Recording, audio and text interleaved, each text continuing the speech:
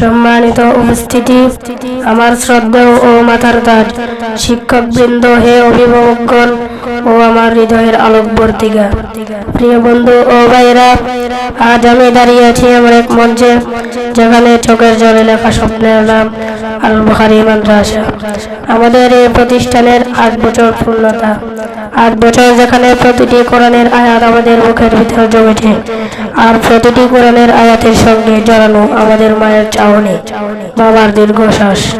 আমরা আবাসিক ছাত্র, প্রায় মাস 2 পর মা বাবাকে দেখতে পাই। যখন মায়ের কণ্ঠে শুনি, বাবা তুমি কেমন আছো, আমাদের গলা আটকে আসে।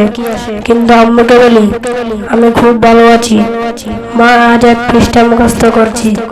আমাদের কষ্ট, আমাদের ঘুমহীন রাত, মায়ের আদরবিহীন দিন রাত, সব যেন একটাই উদ্দেশ্য, নিবেদিতা।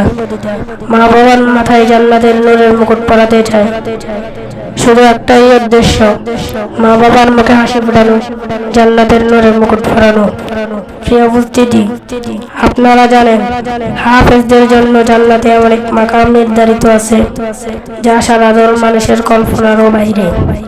আর হাফেজরা যদি তাদের কোরআন অনুযায়ী জীবন করতে পারে, সে নিজেও জান্নাতি হবে, তার মা বাবাকে এমন মুকুট পরানো হবে যার আলো পুরো পৃথিবীতে ছাপিয়ে যাবে। আজ আমরা এই মন থেকে প্রতিজ্ঞা করছি, আমরা কষ্ট করব কিন্তু থামবো না, আমরা হাঁটবো কিন্তু পিছিয়ে যাব না। আমরা শুধু কোরআন মুখস্থ রাখবো না, বরং কোরআনের চরিত্র ধারণ করব ইনশাআল্লাহ।